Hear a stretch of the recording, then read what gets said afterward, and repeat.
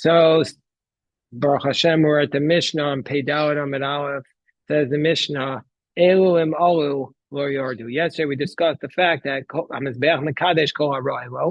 the altar sanctifies everything that's appropriate for it, and we saw five different positions about what exactly is sanctified, whether it's anything that's burnt on the fire, anything that is brought as a carbon, that's accompanying the carbon, even the libations, or anything that's brought by itself, or anything that's an animal, or anything that's a sheep. So even a bird, I'm saying, an animal as opposed to a bird. So now he's saying there are certain things which are of a disqualification, which they'll come down, and certain things which will stay up. Elam alul yardu. These are the things that if they went up on the altar, they don't come down. What are those things? Halan. What's the halan? Halan is basically a carbon that remained overnight off of the altar. So that's whether it's the dam or the imurim. There are certain parts that are supposed to go on the altar before the next day, and so those things. Hayotze, hayotze is something that went outside of the courtyard. Hatame is that the carbon became ritually impure. Vishanishchat chutzlazmano v'chutzlam. If a person has an improper thought, a piggle thought, or beyond the proper place thought. V'shekiblu psulin v'zarko estamo. Or if a person who received it, the person who was mekabel the dam, the one who was mekabel the dam was himself disqualified for the service. Or if he sprinkled the blood on the altar, the one who did it was himself disqualified. So if these things went up on the altar, they don't come down. Whereas Rabbi Yehuda says, "Shenishcha b'layla v'shenishbach dama v'yatz adam mechutz l'klayim imolta tered." Rabbi Yehuda argues in these three cases that if it was slaughtered at night, or if the blood was sprinkled, or if the blood spilled out, or if the blood spilled out onto the floor, even if after it was received, even in the klisha, right? If it then spilled, or if the blood went outside of the courtyard, yatzadam chutz l'koyim, im also tered. Rabbi Yehuda says in those circumstances, if it went up on the altar, it's supposed to come down. Rabbi Shimon says, well, tered. Rabbi Shimon says, if it went up on the altar under those circumstances, it should not come down. Because why? What's the basis? Because Rabbi Shimon Omer kol shepsulo bekodesh hakodesh mekablo. And it is what we spoke about upstairs. Anything where the disqualification happened in the Kodesh is Mekabel. So what is this? And Kol Shepsula Loya Bekodesh, Loya Psula Bekodesh in a Kodesh Mekabel. There's that if it was not in the Kodesh is not accepted. There's a fundamental dispute here between Rashi and Tosfos. What does it mean, Psulo Bekodesh? So Rashi says, if the disqualification happened after you came into the courtyard. But Tosfos says that's not what it means, because this is a big problem. Some of these things, like for example, the bestiality, that comes down if it goes in the altar, but that could have happened in the courtyard. Some of these things could happen in the courtyard. So that's why Tosfos doesn't accept that approach. Tosfos just says she'iro la'acher shchita, that if the disqualification happened after the slaughtering, sheniskad shebekli, or if it became sanctified in the utensil, that's when Tosfos says it doesn't come down. But if it happened in the courtyard, Tosfos wouldn't say that that's sufficient. But let's just assume Rashi's approach for our discussion. So anything that the disqualification happens in the sanctuary, in a kodesh, anything that happens in the sanctuary, the kodesh will accept it. In a kodesh mekabel. These are those things that their disqualification is not take place in the sanctuary. So then, according to Rabbi Shimon, they would come down. Haroveya va'nirba. These are the an animal is engaged in a sexual sin, or a muktzah, an animal that was set aside for idolatry. Va'nevad. Like, for example, Rashi's approach is difficult. You can surely imagine a case where it's worshipped in the courtyard. But Tosfos' approach will make more sense there. Esnan is We already had this a couple of times in our tractate that it was given as a payment to a harlot for her services. V'amachir, this is an animal that was exchanged for a dog. V'kulayim, an animal that was created from kulayim. What is the kulayim? From two separate animals. So what are we talking about here? We're talking about a goat and a sheep. That makes the geep. That's an animal that's not able to be going up on the altar. Vatrefa, this is an animal that's a trefa. Vayotze dolphin, or the animal that was born out of a C-section. Ubale mumin, or an animal which has a defect. All these cases, if it goes up on the altar, it comes down. Rabbi Akiva machsher b'balei mumin. Rabbi Akiva says if the animal has a defect, then it will stay up on the altar. Rabbi Chanina skana kohanim. What is the skana kohanim? He was the commentators say he was in charge of. He was the Rambam writes. He was the right hand man to the Kohen Gadol, and he was basically in charge of all the other Kohanim. So Rabbi Chanina Skana Kohanim says, "Docha haya Abba as bali mumim Abba Mizbech." My father used to push off the animals which had a blemish off the altar. He'd actually push them off. Kishem Shem Olo Yardu, and then our Mishnah tells us just like if they went up on the altar, they don't come down. Kachem yardu lo yahu. But also, if they went down, we don't put them back up. V'kulan she'alu chayim, and all these animals that went up alive, l'rosh hamizbeach, they went up alive to the top of the altar. Yardu, they go down. Ola she'olta chaya, but if an ola went up alive, l'rosh hamizbeach, tered, it should come down.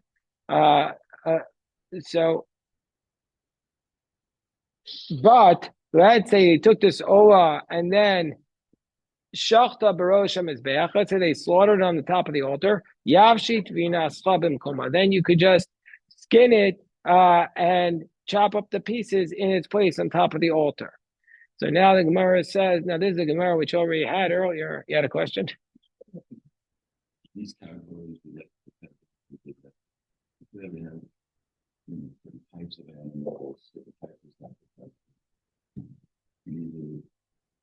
Causes to do that. Yeah, well, we say what we go down that they don't go down if they have this, even if they do it. You have to read them together. So Tanya, Rabbi Yehuda Omer. So this is the Gemara that we already had earlier back on Daf Chav Zayin Amabez. We have the exact same Gemara now. So Rabbi Yehuda says, since it says in the pasuk Zos, it says in the pasuk command Aaron Zos Torah Salah, Hi Allah al Mokda al Mizbeach Kol Laila. So there are several limitations. It says Zos, that Hi Allah, since it says the word Zos, He and Allah, these are all three limitations. Hareu Gimel Mutin, these are three limiting words. Prat which nishchata b'layla. So it's coming to tell us that if there was an animal slaughtered at night, and also v'shenishbach dama, or if its blood was spilled, or if sheyatza dama chutz l'klayim, or if the blood went out of the walls of the mizbeach, walls of the Beis Hamikdash, walls of the courtyard, shem alta terid. Then in those cases, Rabbi Yehuda says if it went up, they come down. Whereas Rabbi Shimon says ola, says the word ola, only ola kshera. I only might think that an ola kshera stays up on the altar. Rabbi Shimon argues Rabbi Yehuda. How do I know if it was slaughtered at night, if the blood spilled, or if its blood went outside of the curtains of the courtyard of the temple? How do I know if it stays up? And also, Va'alon, Va'yotze, Va'atame, V'shenishcha chutz l'zman v'chutz l'mkomo, V'shekapu psulin, V'zarko estamo, or Nisanu Amata, Shenasanu Amal, Amal Shenasanu Amata, V'nisanu b'chutz, Shenasanu b'fnim, or B'fnim Shenasanu b'chutz, U'pasach v'chata sheshachton l'shalosh. Man, all these categories of disqualified animals, how do I know in all these cases that if they go up on the Mizbeach, they don't come down? What are the cases? Well, we had all these cases in the Mishnah, so I don't have to repeat them. But the other cases we had were the blood that was sprinkled, that was supposed to be below that you put above, or above that you put below, or the one that was supposed to be on the outer altar that you put in the inner altar, or in the inner altar that you put on the outer altar,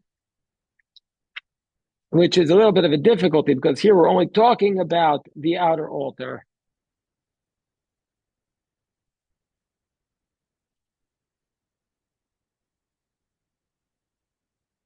here we say here. Okay.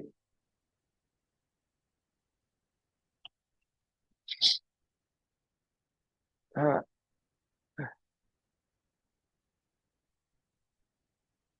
so all these cases, how do we know if so basically the blood was placed in the wrong place and now you brought the animal up?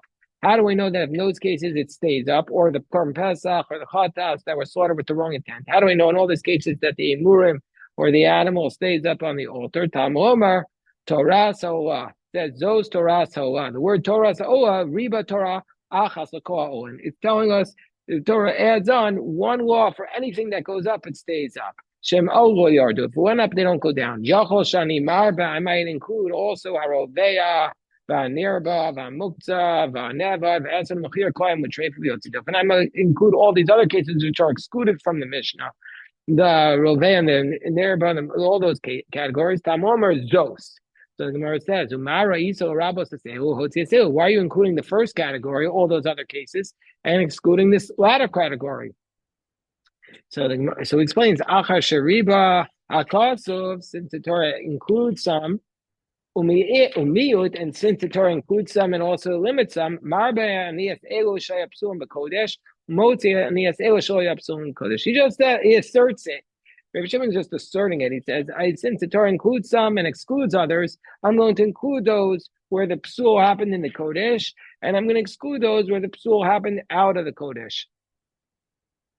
Which is why it's kind of random, but that's his assertion. Rabbi Yehuda Ma'aseh Mehacha. Rabbi Yehuda brings a different proof for all the other prohibitions, because Rabbi Yehuda doesn't learn it out from Zosiawa, because he says Zosiawa is to exclude the cases Shenishcha Palaylo, or that it was Shenishpach Dama or Sheyatza Dama Chutz L'Koyim. So what does Rabbi Yehuda do? How does he know all these other things are excluded? Rabbi Yehuda Ma'aseh Me'achim. Ma Amru One B'Dam Kosher. How do we know that a blood that remained all night off the altar is kosher, that if it went on the altar it doesn't come down? Sharelan Kosher Be'imurim. Because the one is, if the Imurim were left all night without going up on the altar, that it's also kosher. And one be Murin kosher. Well, how do I know that if it was stayed up all night on the Murin didn't go off and up all night, and then they went up the next day? How do I know it's kosher? Sure, kosher b'basar, because we know that there's a case where lawn is kosher b'basar, where the meat remains till the next day it's kosher. What's that case? It's korban shlamim. So that's a proof that it's okay.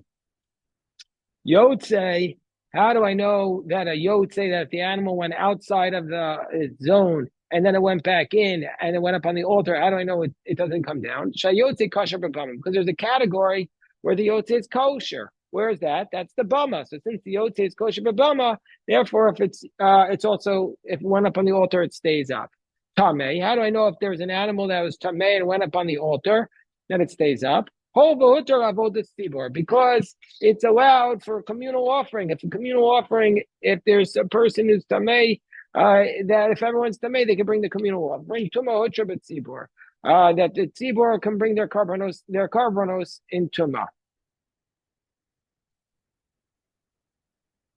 There's a dispute. This is the source for this discussion, that tuma is allowed in the community. Is the Gemara in Pesach and Ayin Zayin Amud Aleph.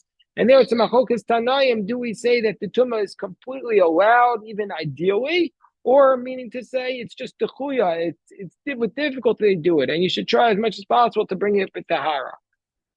Then we say chutz l'zmano. How do we know beyond the proper time that it stays up? Homaratzal pigul, and like we said at length, in order for a carbon to be pigul, it has to be otherwise all kosher. And so we see from here that the carbon is otherwise all kosher. And so.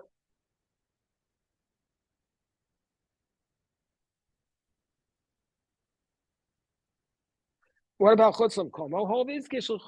Since it's compared to pigul. And how do we know the case of shekibu psulim v'zarku damo? How do we know that if the people who received the blood were disqualified, or if they sprinkled the blood, they were disqualified? How do we know that if it goes up, it stays up? No, that case is limited to those who are able to serve the communal offerings in a state of disqualified. So now the Gemara says, but why are we learning that from the case of Bamos, that since meat that went outside the temple for a Bamo is okay, also if it went up on the altar, it's okay. Bamo was something that's allowed. Can we learn from something that was allowed to something in our case is not allowed? The Gemara says, you're right. Tana, those Torah Ola, Riba, Stamachai. Really, the Tana was not relying upon that logic. He was really relying upon those Torahs Ha'olah. And that the Torah includes even all these cases. And so this is just an asmachta, that it's not a direct proof. It's just a support. Amar Rabbi Yochanan, Ashochet behema b'layla bifnim. So let's say you slaughter the animal at night inside the base of Mikdash, which is not allowed. V'hela b'chutz.